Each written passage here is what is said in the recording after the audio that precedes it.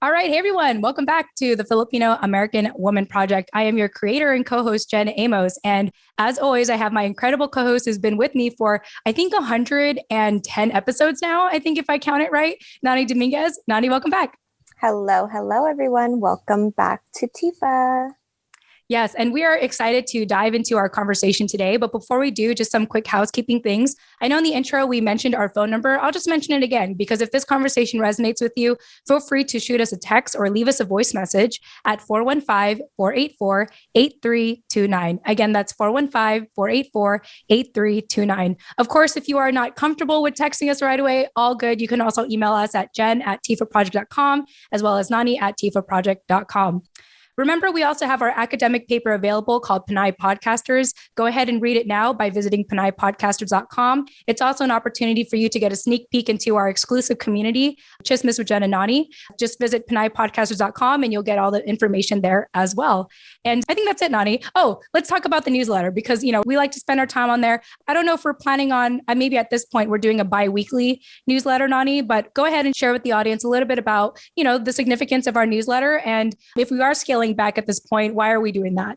Yeah, so Jen and I both have a lot going on in our personal lives, which you can learn about more That's on right. Chismes with Jen and Nani when you subscribe on biasboba.com. So yeah, basically the newsletter is our way of keeping in touch with you guys these days. And instead of interacting directly with you on social media, or we know a lot of you guys send us, personal emails or text messages on our Google Voice number, like Jen was saying, and even some voice messages as of lately. So thank you for that.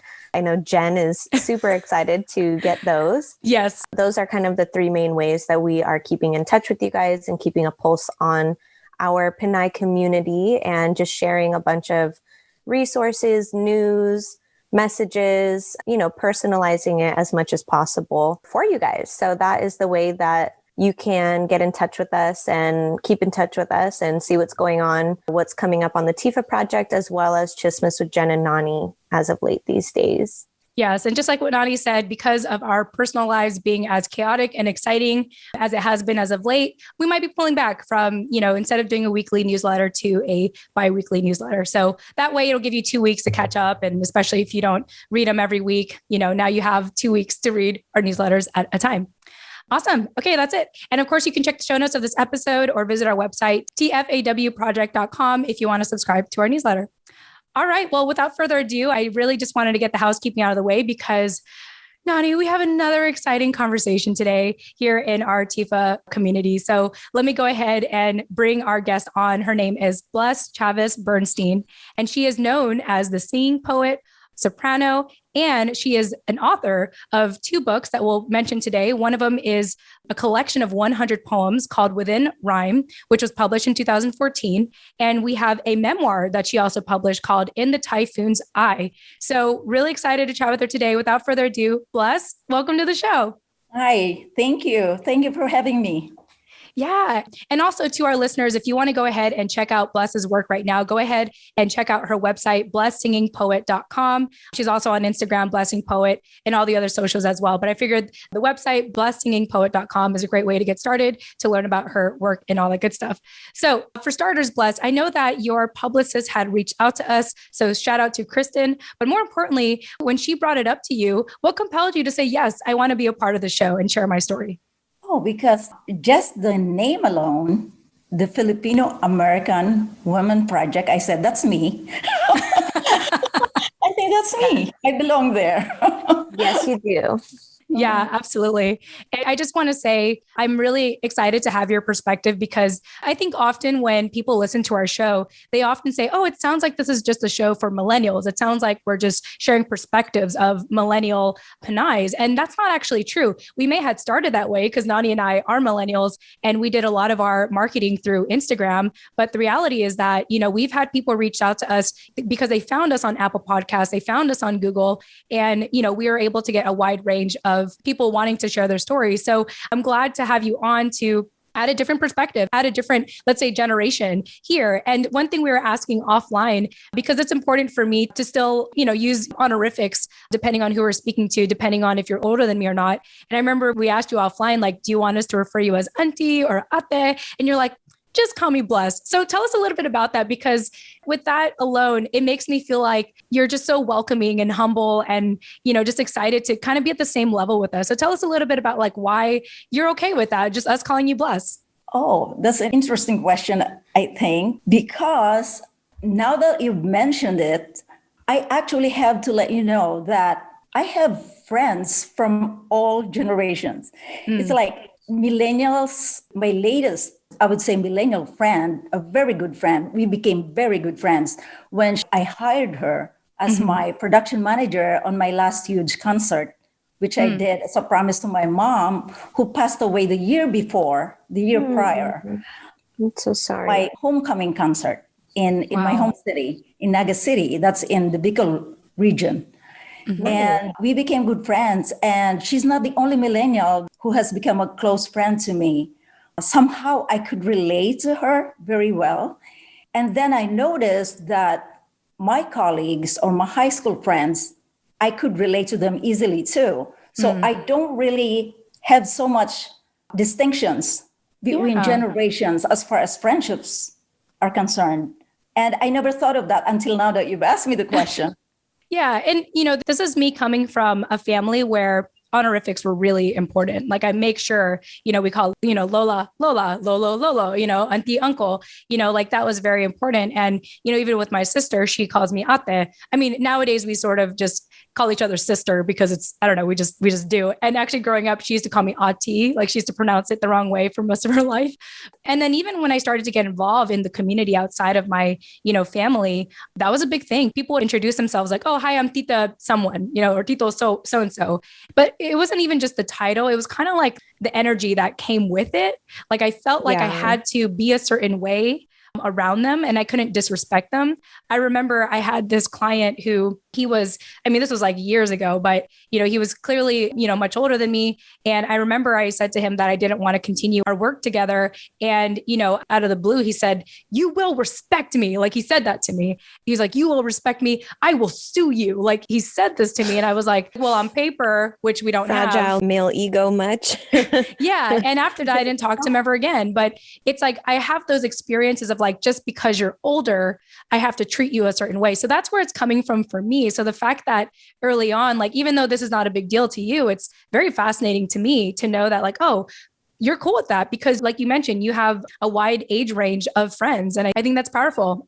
Well, I appreciate us having the conversation, as a whole together, but also you coming in that way and just saying, no, just call me blessed, because I think we're all used to doing that kind of like tiptoeing around when we first meet somebody. How should I approach you? How should I address you? I don't want to be disrespectful. Yeah. And if I am calling you ate or auntie or tita, it's because I'm trying to be respectful. Mm-hmm. But then again, these days, you never know. Everyone feels differently about that. And you never know who it's going to offend. If you use the wrong honorific, like Bless, we were talking about offline just before we started recording.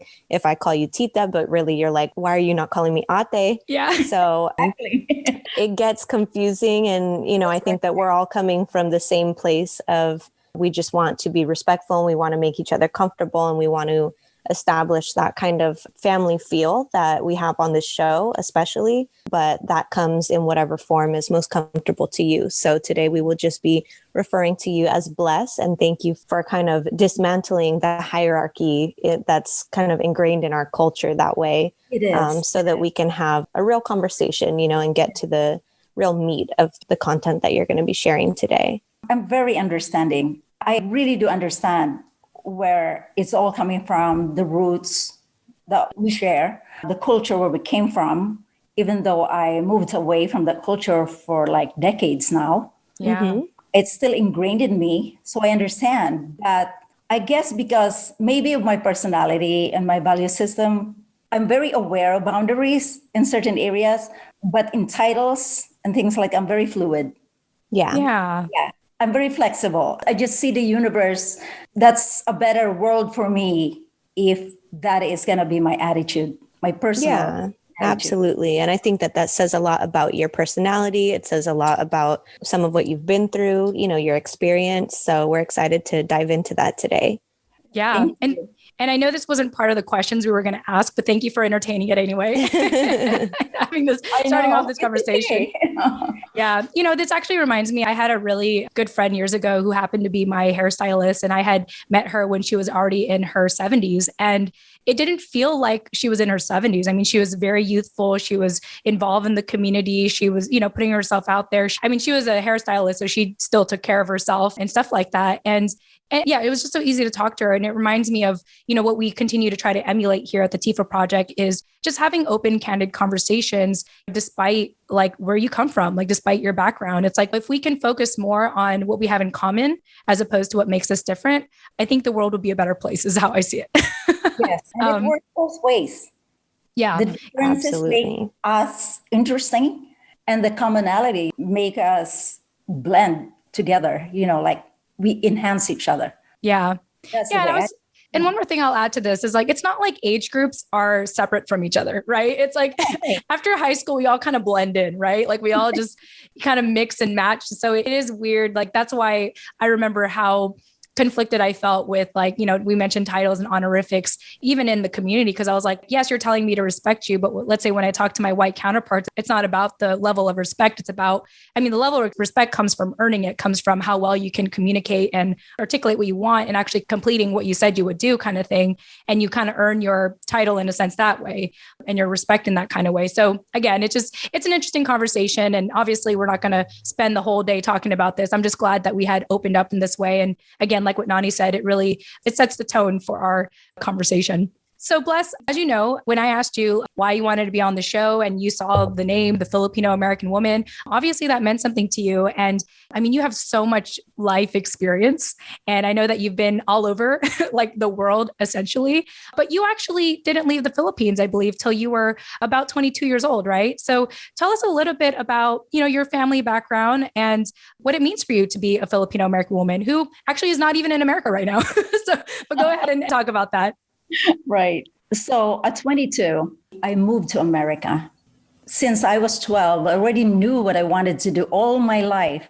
And that's to be an artist, to be a writer, not just a writer, but a great writer, to be a performing artist, to be a musician. But I happened to be the eldest of 7 siblings. And my family was struggling. We're actually poor. I came from a poor background with 7 children, and with my parents both working as just clerical positions in a government agency that really hardly supported all of our needs, especially higher educations. So they decided to impose on me to take up nursing and forget about arts, to the point where I think it's out of their fear, that I wouldn't follow their advice, that since elementary grade, high school, and college, they forbid me from joining extracurricular activities, which that was my own personal happiness, is to perform, to sing, to be involved in any artistic activity, literary even, So I went to America at 22. I was a new nursing graduate with some experience in psychiatric nursing in University of Santo Tomas in Manila. And I ended up in Miami Beach on a contract. So I went there on a working visa. My parents paid the agency, and I think Mount Sinai Medical Center in Miami Beach paid my agent. So actually she became very wealthy and took like all these new graduates from the Philippines, including me, in batches. In my own batch at the time, it was the late 70s when I arrived in Miami Beach at midnight, looking for after 30 something hours of travel with all the legs, the stopovers. Yeah. I arrived at about 12 midnight at the Miami International Airport and looking for a uniformed gentleman, a security guard, who was holding a big sign with my name, Bles Valencia, that was my maiden name. And it was it was actually very strange feeling. I felt like I was thrown in this strange land. Everything was new, everything was unfamiliar. Culture shock, culture shock, and a lot of unexplained fear inside, even though I denied that because I was on a mission. So every month, my parents expected me to send certain amount of money to help them, because by the time I started working in America as a nurse and sending money, at the time my father already had a stroke, and so he was already disabled. So my mom at the time ended up being the sole provider for the whole family. So that made a world difference. Yeah. World difference, sending money every month to my mom to help her out. And so they all finished their college degrees while I'm working, as a nurse in the US. But I promised them I would stay there maybe 2 to 3 years. Well, I broke that promise at a certain point because my fiance then was waiting for me. So I went home after about maybe 13 or 14 months and got married. Back to the Philippines. Back to the Philippines, and I had 2 children, but things didn't turn out the way I expected it in my own naive mind, that I thought, all the romantic ideas that I had as a young bride, as a young mother, it didn't match the reality that I encountered. So I ended up deciding to go back, leaving my 6-month-old daughter. Wow. And I think I mentioned that in the epilogue of In the Typhoon's Eye, because the book, the memoir, In the Typhoon's Eye, actually started when I was 3 years old, all the way up to when I was 22. And I ended it, the last page was the scene at the airport when I was leaving. So what I did, I decided to add a few pages of epilogue to fill in a little bit of gaps. And so that the readers, my readers, would Have some more or less have an context. idea of what happened in the US, without the whole story, but just to give a little bit of overview. So now, because of that, I think anybody who had read my book already have been asking me now, when is the sequel coming out? So it might be another project for me to fulfill in the near future. Yeah. Well, thank you, Bles, for, sharing all that. I have a question, but I thought I'd check in with Nani first. Any thoughts or questions you want to add? Yeah, no, I was just thinking that I haven't had the pleasure, obviously, yet of reading your books, but I want to, just because of how great of a storyteller I can already tell you are. And, we read the background bit that you sent about your story. So I know that there's probably a lot that you've unpacked in that book. And it just seems like the theme of your life has been dealing with that disconnect between your idea of what you wanted out of your life and what is actually the reality of what's happening around you. And so I think that alone in itself, without having gone into any detail yet, is very inspiring. And yeah, I'm just on the edge of my seat wanting to learn more. Thank you. I believe that I was born a poet. And out of that, for poetry and beauty, as a young girl between the age of 3 and 4 years old, I was already a lone player. I played alone most of the time because I was the eldest. And also we were living in a remote barrio near the slopes of Mount Isarog in Bicol. We were like in the flattened area between hills.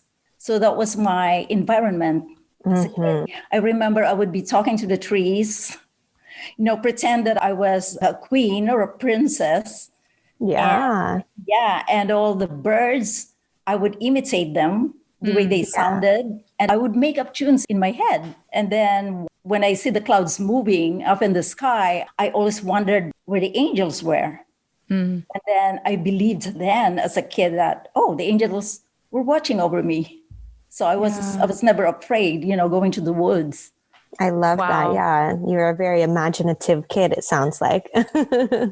I also just love a lot of the alone time you gave yourself, because I imagine as the eldest of 7, there was a lot of pressure on you to be a lot of things to, not just your parents, but even to your siblings. But the fact that you go off into the woods in a sense and, have this time to yourself and your connection with nature and trying to sing like the birds in a sense, I mean, I imagine that was like a peaceful, serene opportunity for you, right? To like have that time to yourself. Yes, yes. And I think maybe those were the making of myself as an artist. Now that I look back, at those times, I believe that I was born a storyteller. But I always wondered, I said, why did I wait this long, decades from the time my dream was born? How come I waited this long? I really didn't wait this long. It's just that life happened to me. Yeah. And then I reflect on it now and then. And I said, okay, if I was born a storyteller, if I didn't live my life through all these decades, what stories would I tell? Right. Yeah. You Yeah. have to let it unfold. I'm curious to know, Bless, because one thing I had found with a lot of my friends, I think about my brother, for example. So, just like with you, my mom had expectations for my brother to become an engineer. And, he was kind of the techie guy in our house. He'd always fix our computer. Like he'd always knew how to like fix things in the house, mainly electronic related things. And so he naturally went to college for computer engineering. But by the time he was a junior and a senior, he switched to graphic design. I mean, for as long as I knew, especially since I was 10 when we lost dad, one thing I noticed about my brother was he would always just go off to his room and do art, so the fact that he kind of made that pivot. And actually, I believe his last semester at San Diego State University, not only was he invited to help teach a class or two, I think one class, but he got straight A's. It was like the first time, he's ever gotten straight A's. But I know that for, a lot of us, some of us, we have to kind of suck it and do what our parents ask us to do. And I just want to share a little bit about like how far back your love for singing and poetry goes. I mean, you were 5 when you won your first prize for your dramatic monologue in a literary competition that was by a major radio station in the Philippines. And then at 9, you won first place in both solo and duet categories for a regional interscholastic event in the Philippines. And so like that's been ingrained in you very early on. So can you tell me a little bit about like what you had to do, like the resilience, the mantras you had to tell yourself to even like, let's say, go through nursing school, because I don't think I would have been able to do what you did. Like I changed my major 3 times in college, like I was like, I didn't have that, I don't drive, or maybe what I really wanted to do was so much stronger than what even, let's say, my mom wanted for me. But can you tell us a little bit about like just that will to do that and to see your nursing career all the way through at that time? It's amazing. That's exactly the same question I ask myself. How did I do it? That's right. Yeah. Internal conflict I had started from when my father took me by the hand to enroll me in that university in Naga City. And I was still hoping at those moments when he was taking me there that he would change his mind. I was like praying silently, like, I really want to take a course in arts and languages. But as soon as he put his foot down, I was devastated. Yeah. And I thought, oh my gosh, that's one single source of happiness for me. Yeah. Because I'm not gonna give away the contents of my book in the Typhoon's Eye, but I'll just give you this. My childhood, the reason why I emphasize that that's one single source of my happiness as a young girl is because my home environment was so rigid and harsh that was almost like my sanctuary, like go to school, get good. Because that was like where I found myself to be who I was supposed to be. I wanted to. And when I come back home, return home physically in my home, that's when all the sadness began. So when it was finally decided I was going to take up nursing, I slowly, psychologically, mentally tell myself, you got to accept this. It's going to be temporary. It's going to be temporary. You can do it. And then, of course, I had a little reprieve for the first 2 years. I received full scholarship because of my grades. I met the criteria and I took away the burden, the financial burden off my parents' shoulders. Because at the time they didn't have to pay tuition. Those were 2 years of enjoying the subjects because they were all sciences, psychology, philosophy. I mean, all the subjects that I loved. Yeah. It was not nursing per se yet, but on the 3rd year of nursing, I was strongly tempted to sabotage it. But every time that thought came to my mind, my heart melted. And I said, no, I don't have the heart to do this. My parents worked so hard and pinned all their hopes on me for a better life for everyone in my family. I couldn't do it. I couldn't do it. So I just did what I usually do, get high grades. But every time it was like nursing subject, like lab, the nursing itself, the demonstration, the in-services, the instructions done in the lab where you have to watch the patient, position the patient, take care of the catheter, or all those. I was like cringing inside, it's like, oh my gosh, I tell myself in my thoughts would be, this is not me, this is not me. Yeah. But I went along with it because of the way I felt bad for my siblings. I guess that's love. I also grew up in Catholic schools, high school through college, and self-sacrifice was such a big part of the indoctrination.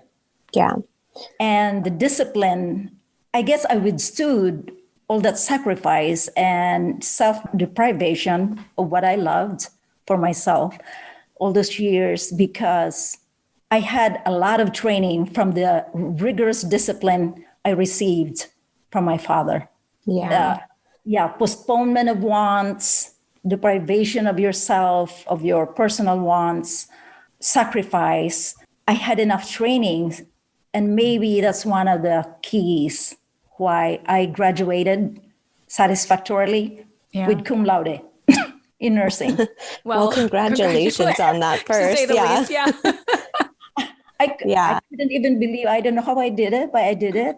Yeah. I think that what you're describing here and the way that a lot of us are taught what love is that utang na laob, I think it's called, which is which is something that we talked about, a Filipino psychology term from our interview with Dr. Abby, which I think should be out now at the time that you guys are listening to this interview, where she really goes into more depth on what that is and how it's really like a debt of will to our family and our loved ones. And so I think that comes with a lot of the self-sacrifice that you were just describing and kind of, I know that this is not where my heart is or what I want to be doing or what I'm passionate about, but I have to because my family is in this position, or I need to, better someone else's circumstance. And that's where, that mindset, whether it manifests itself in the form of like becoming an OFW from the Philippines or going into nursing, being even from here in America or doing whatever else it is that your family thinks that you should do. We're just trained in that way. We're brought up in that way to follow orders. And, like we started this conversation out with the whole talk about honorifics and how you respect your elders. It's part of how we show respect to our family and our elders is to put our heads down and just do the work, do what we're told. And I think eventually that comes back to bite us if it's not really what we want inside. And so, again, just kudos to you for making it through that. And I'm sure there was a lot that you went through in those 3 years through medical school that, still sticks with you today. And it's just pretty amazing to see how you've done a complete 180 from that point. And also I'm curious on what your relationship is with your own kids in that sense of like, everyone has hopes and dreams for their kids when they first have them, and how do you, like, as a Filipino woman, kind of come to terms with like, this is what I see for them, but also how do I deal as it comes with the reality of what it is they want and what it is that their inherent nature is. So I think in that sense, when I had my own kids and it was their time to choose what they wanted to do, I was few steps ahead. So when they were small, what I did with a lot of sacrifices, again, we were on a tight budget. I was a working nurse. We had 3 children and we enrolled them in private school, in a Catholic private school, which we were a little bit naive. I think their father at the time, who is deceased now, we were a little bit naive. We were new into the culture. We took our first 2 children. One was 2 years old and my oldest was 3 years old. And we enrolled them in an expensive, we didn't know at that time whether it was an expensive Catholic school all I was thinking was, oh, Catholic school. Okay. Because I grew up in a Catholic school. Right. That I wanted it for my children too. But I never regretted it because what I did, we became friends with the pastor, the parish priest, who was so generous when he knew that I had 3 children and I wanted them to be educated in that school. He cut the tuition fee for almost like 50%. Wow. It was still high, but my God, 50%. So what I did, every time I had the time, I volunteered whatever service I could find, in the church. I did calligraphy on the certificate, baptismal certificates. I cantored during the Mass on Sundays and whenever they needed me. It was like I was living half of my home time. I was living in the church. Wow. I guess they gave us so much, charitable benefits, or they were very kind to us because all my 3 children were also top of their classes. So they didn't take it for granted. They really, that's beautiful. Take it for granted. Yeah. I did not take it for granted. And then what I did with my children, because I knew that, like you were saying, Nani, that what am I going to do as a Filipino mother or parent when they start choosing what they want to do? What is it? So as young as they were, I started introducing them to classical music, just influencing them a lot, planting the seeds. And then I was thinking to myself, well, whatever they choose, I must be able to let go of it. I must be able to let go and leave them be, because I did my best already. Yeah. Influencing them at an early age. Yeah. And right. So far, they're doing well right now. Yeah. Are So they far, so in the good. arts? No, 3 of them were playing concert music already, at the time, because I dragged them all over piano recitals, auditioning for honors recital. I mean, everywhere. And I don't even know how I did that, because I was working double shifts and I was working also on my days off in other hospitals whenever I could. So for some reason, I don't know, maybe I was bestowed graces. Yeah, maybe it was just your love for the arts shine through you so much that it, inevitably impacted them or influenced them, even if you weren't always intentional about it. It just kind of happened naturally. So it's interesting, I think, as I'm 8 months pregnant at the time of this recording. So I think that's something that's very top of mind is, whether you mean to or not, once your kid is here, you're constantly conditioning them. And what is that they carry with them into their adulthood or into when they decide where they want to go to college and what their major is or what to do after school? How much of that are they carrying from you versus how do you foster, kind of the opposite of what a lot of our family experiences are in carrying those expectations or cultural expectations from our families? I guess I did a little bit of the opposite. Yeah. Kind of letting go because I already experienced the other approach. Yes. Yeah. So it was good for them, right?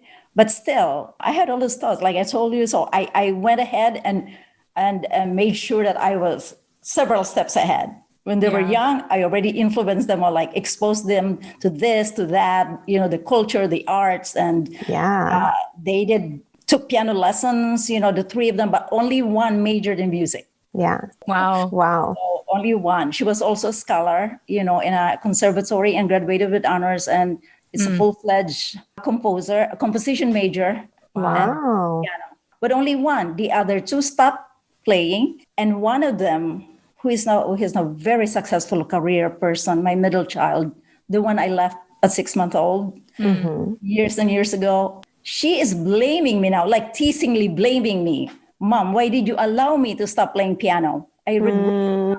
You see how the psychology. Yeah.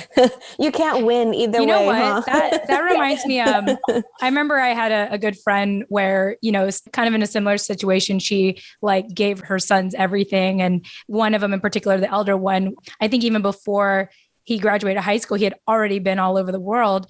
And this was years ago, we were on a trip to the Philippines and we were just kind of talking. And she said my son really resents me because he said that I gave him everything.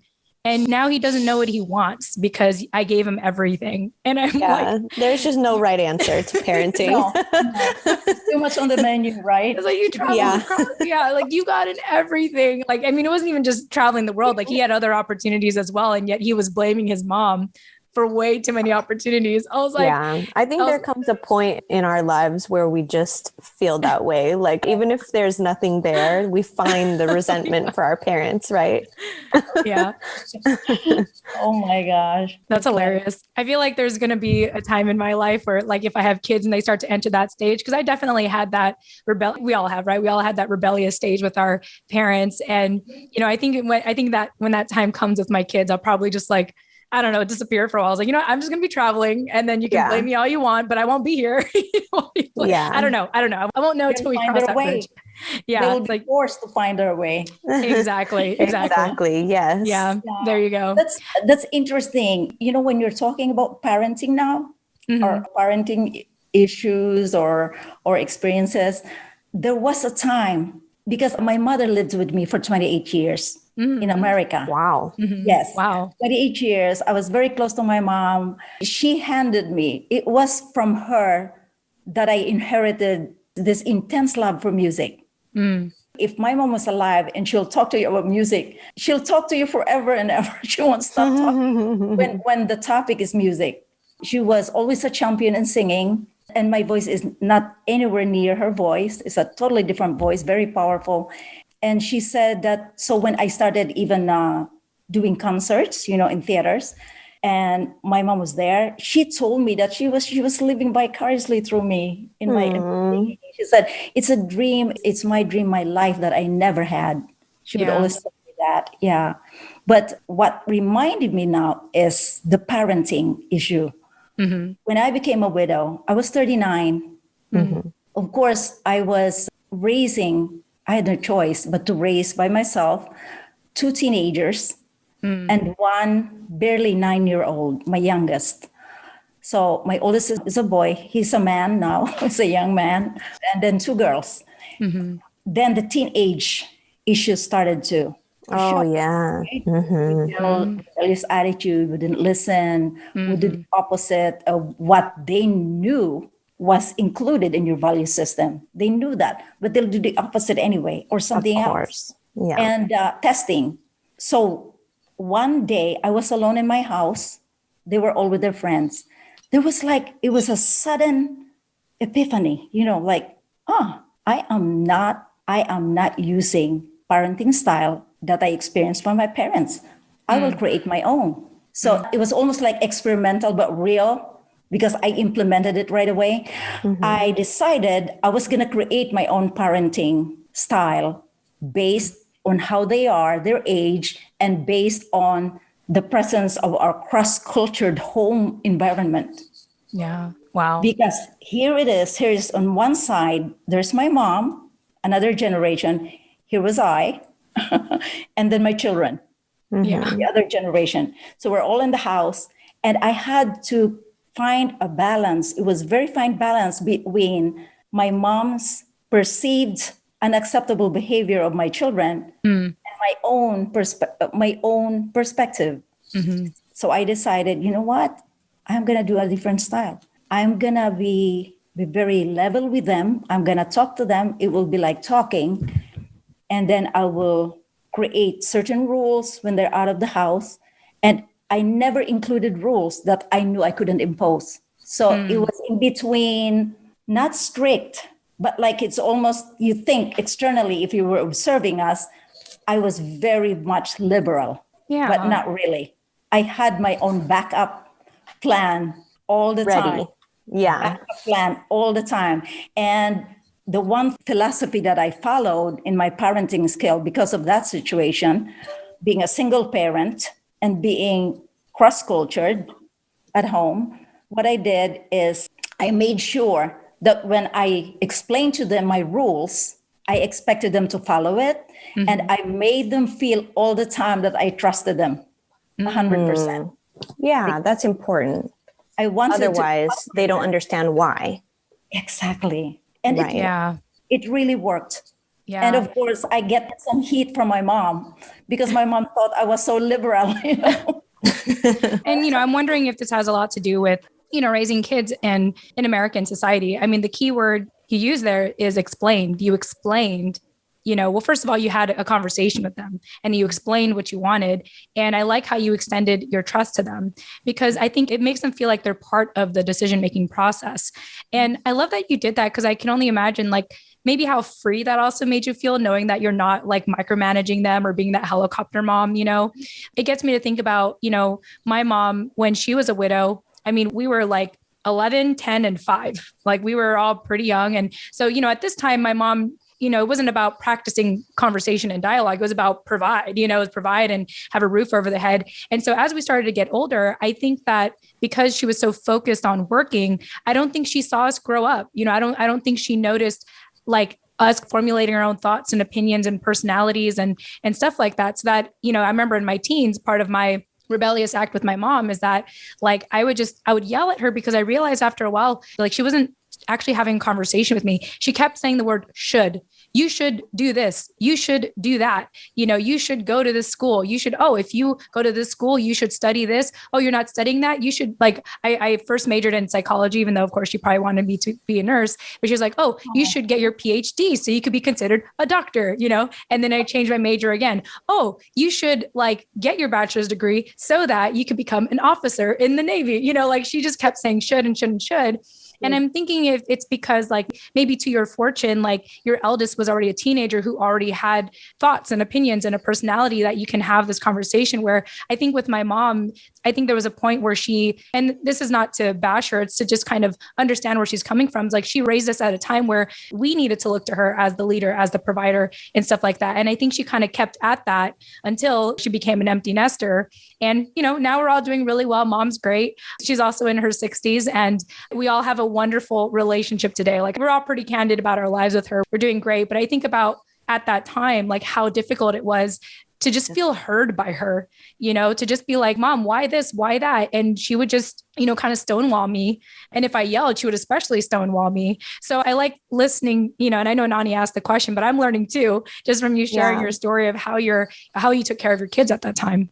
Yeah. And I like the different perspectives too, Jen, because your mom was also widowed at that time, from when you guys were a young age. You were 10 or 11, I think, around that age. Yeah. And then you're the middle child. So I think that especially as like the eldest sibling, you're the middle child, but you're the oldest girl, right? And then for Bles was the eldest of all 7. And so I think that in Filipino families specifically, the eldest child, or especially the eldest daughter, is kind of looked at as like the third parent or the second parent in those cases. And so it is kind of coming back to that utong nalaub, that's like the debt of the will to the family. Yeah. And so it's interesting to have the different perspectives from both sides, I guess, of similar situations. Similar. Very similar. Yes. And it was difficult. There was a time, there was about maybe 5 years that after I became a widow, my oldest child, my son, did not talk to us. And we were all living in the same house. He stopped talking to us. Wow. So I couldn't break the wall. So I don't know how we did it, but we're in a better place right now. We're really thank God. Very strong relationships. I have 4 grandchildren. Wow, congratulations. My mom's still waiting on us.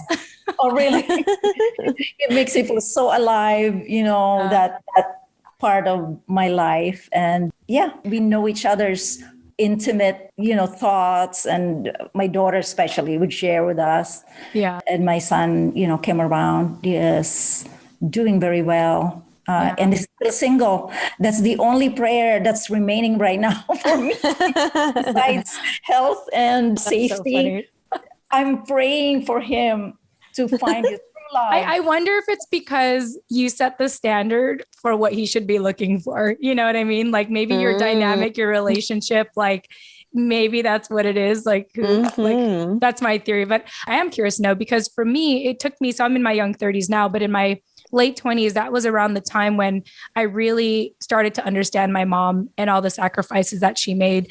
And I made a decision. Like it was interesting because I remember telling myself at this point where and like I mentioned, this like years ago, but I said like, my mom hasn't changed. My mom is still very the same, but I've changed. And I could see her differently now. I could see the sacrifices she made. And because of that, I got to a place in my life where I just loved her for who she was, not what I wished she could have been. Like I was so focused on, oh, I wish my mom could be more emotionally invested in me. I wish that she can give me her undivided attention. I wish this, I wish that. But when I got to a place where I was like, well, mom's love language is acts of service. Like she provided, there was always food on the table when we came home. She was always the first one there if we're sick or had to pick us up from school. Like that to her was a form of love. And so I'm curious with your kids, like, did you kind of realize when that turning point was for them to come to you? And now you have this, amazing, fruitful relationship with them? I think it's probably the process happened slowly but surely and spanned for like maybe a decade when they were becoming young adults, and then they started dating and they were open to me at the time already because I really enforced my new parenting style. And I was so convinced that it was going to work, and it worked. Yeah. Because I didn't want to lose the connection with my children. Yeah. And I think that says a lot too, at least with Filipino moms, in my opinion, the openness of that communication, like on both ends, kind of explains, I'm setting these rules, especially to a young teenager who just wants to break rules for the sake of breaking rules, right? So I think that having that open communication and explanation of like why this is a rule, it's not just me trying to control what you do or like make your life a living hell. It's me, trying to teach you at the same time as I'm giving you your own agency to learn how to navigate the world by yourself. And so I think that maybe is, from what I took about your relationship with your dad, kind of your way of breaking that generational cycle in parenting your own kids. And instead of him kind of instilling that debt of will in you to do what he says, for the sake of him and the family, it was you loving them in your own way and trying to convey a different message. Yes. Yeah. It was an extremely conscious effort on my part because I believe that the way we were parented or the way we were raised always spills over to the next generation.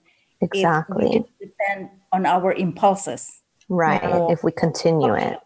Right. And then it will never cut. For example, abuse, physical abuse, emotional abuse. And I had those impulses, to enforce corporal punishment. And every time that impulse came up, because, you get frustrated, you get angry, at them when they're not listening. Yeah. I stopped myself. And it was such a process. It was such an internal process. Yes, that is something that I'm thinking of now. It's like I'm always asking all the moms that I meet and know, like, what is your take on spanking? Like, do I spank my kid or do I not spank my kid? Because I got spanked, but also I understood at the time that I was getting spanked because it was out of love. It wasn't like I thought that my grandma was trying to hurt me. I wasn't scared of her or threatened by her, but I understood that it was like a consequence to an action, and that it was out of love that she was trying to teach me something. It wasn't that she was, so I think that I don't know how she got that across to me at such a young age, but I think that if you're able to do that, then it's one story. But if you're not able to do it, then it just ends up being extremely traumatic, and you're just repeating these like cycles that these kids carry with them, like you said, throughout the rest of their lives. So I think that that's always a interesting conversation and will be a internal process for me to work through as well. Oh, believe me, before my conscious, discovery and effort happened, believe me, I spanked my kids when they were little. Okay. And, so I have the green light. No, I'm just kidding. I did. I spanked, but it was like conscious also, the action. Right. And I knew in my mind what was going on is that, okay, this is going to be because you did this, you did that, but then there was a point where, this is not really what I wanted to do. So that kind of faded. And now when I look at them, how they're raising my grandchildren, said, oh no, Mom, we don't enforce any of those physical. We talk to them, and I observe them talk at an early age. I said, oh my God, 3-year-old, 4-year-old, and they do listen to their mothers. Well, good. That gives me hope. I hope I'm able to do that. Yeah. I hope I can communicate that way. We do. Yeah. Oh my gosh. Wonderful. I love it. Awesome. Well, obviously, Bless, I feel like we can talk to you forever because you have so many stories and I feel like you've lived so many different lives. And obviously, people can learn more about you when they check out your books and read your memoir as well as your poems. And so what I want to do now is I keep thinking about that time, you know, in your 20s when you really had to focus on becoming a nurse and being a nurse and, you know, just being primarily focused on your family, which, by the way, it really resonated with me with how you sort of just told yourself you had to accept this reality because, you know, without sharing too much myself, and I talk about this on Chismis with Jen and Nani now with Nani, and I kind of reveal a lot of my personal life in the recent years. I feel like I'm in a place right now where I do have to just, like, for me, my escape is my career. Like what I do in podcasting, what I do in my work with my husband, like it feels like that's my escape because other aspects of my life are just out of my control, like in a sense. So I really appreciate you sharing that part of your life. Now, when did you kind of arrive to this place? Because obviously, like, I'd like to say a happy ending did come for you, you know, but when was that pivot for you to be like, I'm going to pursue my dreams again. I'm going to pursue what I wanted since I was like 3. Like, when did that point come for you? Okay. It came actually unexpectedly. Okay. I was a widow. I was a single parent. I've been a single parent for 10 years before I married my second husband, my current husband. So my children were growing up. I was finding myself more often alone than not. Wow. And they were making their own schedules that no longer included me. And I thought, wow. So one day I was passing by, I always passed by this conservatory in South Florida. It's called New World School of the Arts. Conservatory, it's a very rigorous program for music and arts and dance, ballet, drama, opera, you know, everything. I thought, wow, what must it be like, you know, to be part of this? You know, just a fleeting thought. So I passed by again. And the last time I passed by, driving by that school, I made a decision. I said, you know what? I'm going to audition. And at the time, if I remember right, I think I must be 44 years old at the time. Okay. But that's after I've been called by my friends and colleagues merry widow, because that's the time my life is kind of upside down. Like if you think about the phases of our lives as women, because I married young, I never really dated like young guys before I got married. I married my first, you know, my first I guess, lover, real boyfriend, first love. So when I became a widow, that's the first time I ever experienced real dating. And I thought, wow, why are these men pursuing me? But I have the attention, you know. Yeah. Because you sing well, you write well, you're pretty. I don't know. Yeah. First time I've ever exposed myself to social activities. I never had a social life when the kids were young. Never. I just go to my work, to the hospital, then to church on Sunday, and then grocery shopping. That was the first time. I thought, well, my kids are not with me. They're with their friends all the time, you know, and then it's me and my mom. And my mom had her own circle of friends. And that was good. My mom was happy. And so I said, you know what? I'm going to do volunteer work. So I started joining groups. And that's how my social life actually began. Wow. Yeah. In your 40s. In my 40s. Wow. My favorite, by the way, just to insert it here, right here, my favorite times of my life was in my 40s and 50s. That's what I felt. Yeah, because that's when you had your time to yourself and nobody was holding you to expectations. You weren't supposed to be anywhere for anybody. You were just doing what you wanted to do. Yeah. Wow. And these young guys, you could not believe that I don't think they had any idea how old I was. So they just wanted to take me to dinner, to lunch. They didn't care. To the shows, to theater, whatever, you know. Love it. I love it. I love the attention. And I thought, it sounds like a great time. I said, so this is how socialization feels. I was talking to myself, right? In my mind. So that was the best time of my life. But the even better time, one of the best highlights of my life is when I auditioned and I get accepted with scholarship. in the Wow. conservatory. And I was with these 18-year-olds, music majors, I mean, great musicians. Yeah. Some of them played in the orchestra, some were, singing operas and all that. But before I auditioned, I actually enrolled in a private music institute, to just have vocal training because I loved classical singing. So after 4 years of that, I joined recitals that were, of course, required. I was not satisfied. Something was missing. I said, I need to learn how to read music. I need to understand symbols. I need to understand this, that. That's what pushed me to audition. And I thought to myself, well, even if they don't accept me, the experience of auditioning, whether rejected or accepted, it's fine. I already prepared myself. But I was shocked when the letter of acceptance came. The scholarship, That's amazing. Amazing. That's so inspiring to know that, because I'm here like in my 30s and I was recently thinking like, oh man, I feel like I've wasted some years of my life because of A, B, and C. And, I tell this to Nani quite often, especially as she's about to become a mother. I love having mom friends because like, I'm so inspired by moms such as yourself, like live a totally different life once no one needs you, it's like, it's never too late to start over is what I'm hearing. Like there's going to be different versions of yourself, different seasons of yourself. And, it may not be the season you want to be in right now, but like, as long as you have that goal in mind from the very early stage, that passion, for you, when it comes to writing and singing, it's like, it's just so amazing how that may not have manifested in your teens, your 20s, your 30s, but it did in your 40s. But it did in my 40s. And I love my 40s and 50s. It's one of the best times in my life. Even when I look at pictures, photos, I even said to my husband right now, I said, I really look my best in my 40s, like 40s, 50s. Look at this, But, well, that's the physical aspect of, beauty or looks, youth always enhances the looks.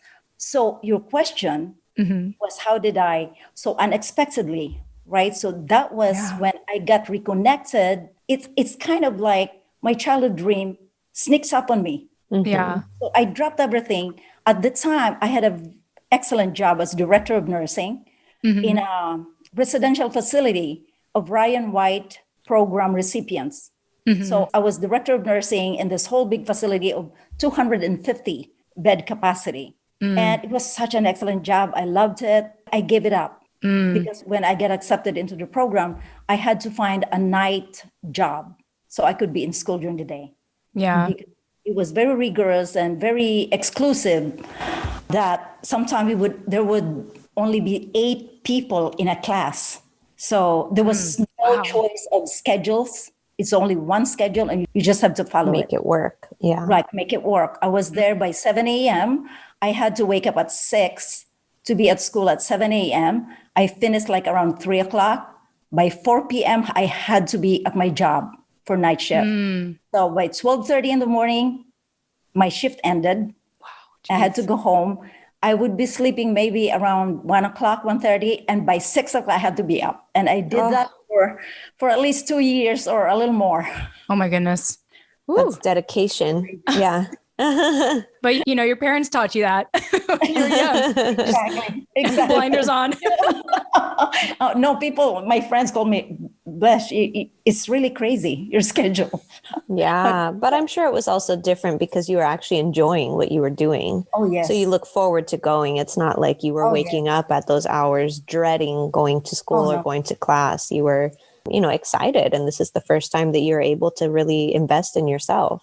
Yes. It was heavenly. Yeah. That's what I would describe it. But so that was the start. And even before I was accepted in the school, I was already given the opportunities to produce shows like in a theater for like fundraising, because I was very involved in volunteer work in the community, in the local community in North Miami. So I had that feel already that, hey, I can do this. So I produced, directed even before I went to the school. So that school happening, blessing, whatever you call it, that was just, I guess, a reinforcement on my right direction in my mind. Yeah. So after that, I've been pursuing performances anywhere, any opportunity that arose. I took it. And so what I would say, 18 years, I was juggling in two careers. I was juggling two careers, two major careers, one in performance in the arts, and then I was still working full-time as a nurse. And I keep praying for many years, almost 1 decade. I said, please give me a sign when I'm going to give up one. Because it was a lot. It was extremely hard. And then I got married to my current husband, and he took me, uprooted me from everything familiar. So that was another layer of challenge. Yeah. Every 3 years since 2005, we've been living in different countries.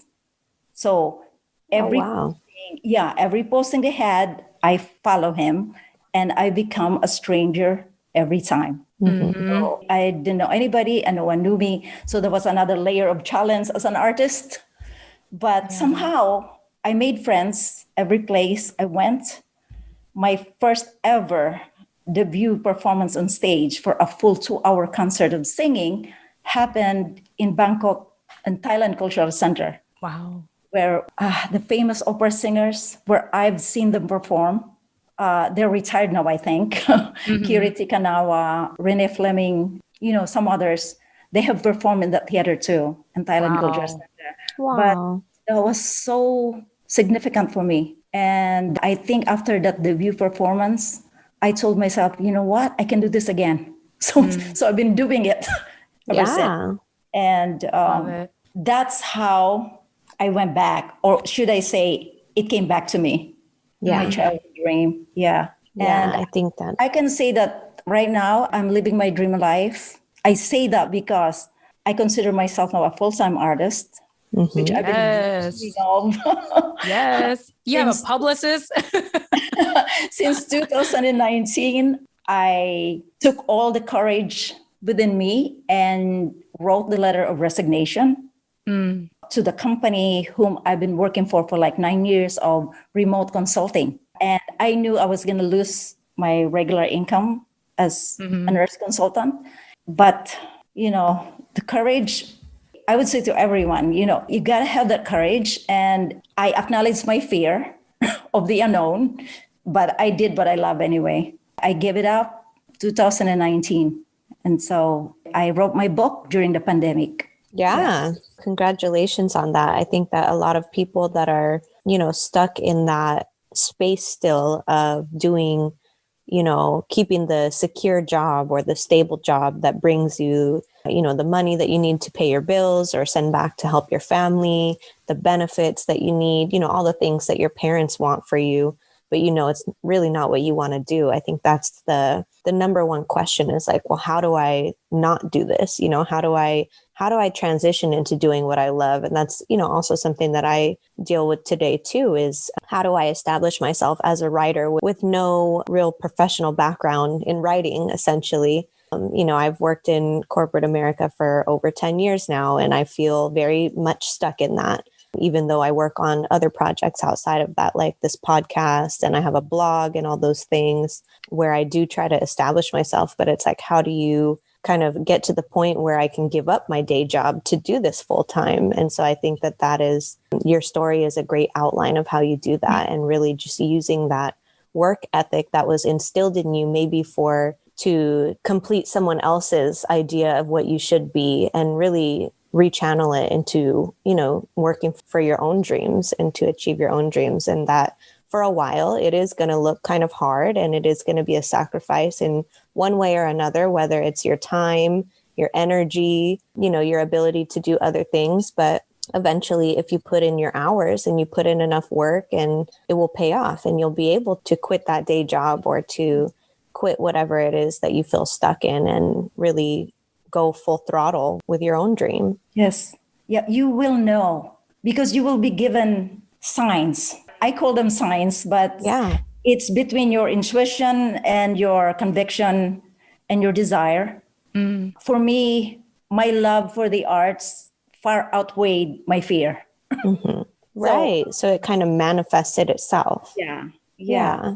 But still a process. It took me years before I finally, but it was a big sacrifice to do both. Yes. But I did it for at least 18 to 19 years.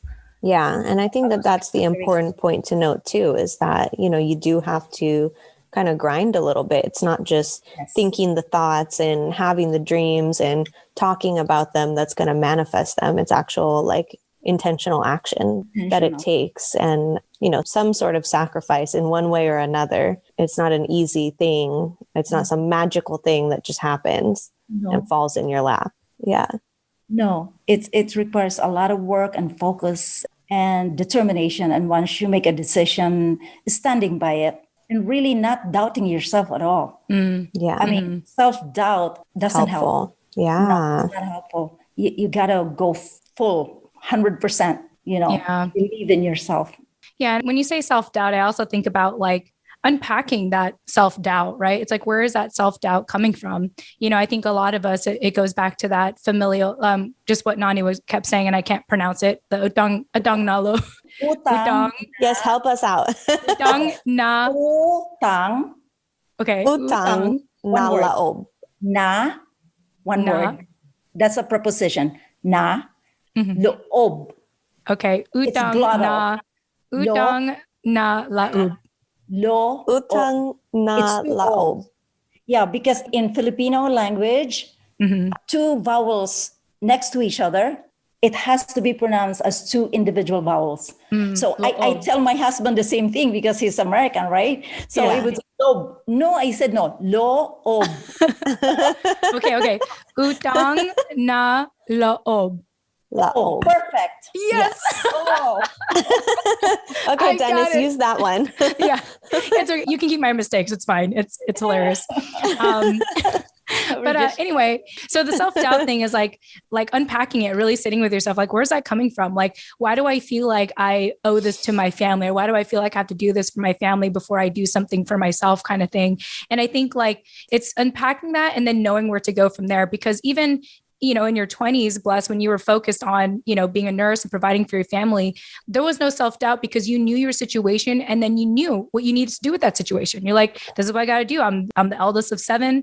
I got to take care of my family. Like, I got to do this. No self-doubt. Like, even though I still am an artist, deep inside, this is what I have to do right now. And I like that conviction, because you do have to get to a point where, you can't be standing in 2 boats at once. You got to pick one for a certain while. And maybe that other boat will come back later in life. You don't know. But the point is that you can't live in that self-doubt. You can't live in that kind of limbo state for too long, because not only does it hurt you, it hurts everyone else around you. Right. And so at least in this situation, it's like, I mean, not at least, but I appreciate hearing your story, because even when I think about my own personal situation right now, it's like, I'm glad that I may not have everything I want, but like, I know that I chose what I'm doing right now for a very strong reason. And I'm going to stand by it until something else comes up, until another opportunity comes up. So I just find that very inspiring. And I've really enjoyed, just listening to your story today. I think that sums it up beautifully too. Yeah. I just want to acknowledge another reason why I wrote the book. It's not just to tell my story, to hand it to my children and my grandchildren in the future. It's also a gesture for me to honor my parents, even though a lot of the sadness in my childhood was caused by maybe mainly my father, as I wouldn't go into details right now because it's all in my memoir. Because whatever he did, if we had some harsh experiences as little children, in my home, I still believe deep inside me that everything my father did with my mother was still an expression of a love that maybe only he knew. Yeah. Yeah. At the time, I didn't look at it. I didn't see it as love. Yeah. But I still want to honor them. So. Yeah. No, I think that's beautiful. And I appreciate you sharing that. I think at the end of the day, we're all trying to do our best with what we know. Yeah. I think about, let's say, my exes, like I think about my college sweetheart. I call my college sweetheart. I think about like when we ended up breaking up, like I thought about all the faults that we had in that relationship. And I remember eventually coming to a place of peace and saying, you know what? We loved each other the best that we could at that time. Like his own knowledge of love and my own knowledge of love. That's why we were together for too long. But, I think that's kind of what I hear you saying is like, and obviously people can read more about this in your memoir, In the Typhoon's Eye. But what you're trying to say is that you're honoring your parents because that's what they knew at that time. Parents are humans too, right? And we're all just humans that happen to have to take care of other people. And we're going to try to do our best. And there's no perfect parental manual out there to do it. And I imagine that puts you in a place of peace as well, to forgive your dad, for whatever he had put you through, which again, y'all can check it out in her memoir, In the Typhoon's Eye, available on Amazon. But thank you for sharing that, Bles. Barnes & Noble and all major bookstores, online bookstores, they're available both in digital copies and paperback. Wonderful. Yeah. I love that. I just want to thank you both, Nani and Jen. You're wonderful. I mean, it's so wonderful. It's great talking to you about everything we talk about. Yes. Thank you, Bles. Thank you for being so easy to talk to, for sharing so much of yourself with us today, and really leaving us with that message for our community on making peace, because I think we talked a lot today about parenting and the impacts of, influence that our parents have had on us, whether it was intentional or not, and to really do what we do today, whether it's what they want us to do or not, out of honor for them, and making peace with those intentions that we know that they had, that came out of love, even if it was in weird, twisted, toxic ways. And, also acknowledging that sometimes we are the ones that uphold those toxic ways. So we're all human. Nobody's perfect. And we love our families, I think, is the point. And we want to, break those generational cycles and patterns in order to be able to communicate that better. Yeah. All right. Well, Bles, thank you again so much for your time. And to our listeners, if you want to reach out to Bles, her website is theblessingingpoet.com. She's also on Instagram, Facebook, and LinkedIn. Instagram is Bles Singing Poet.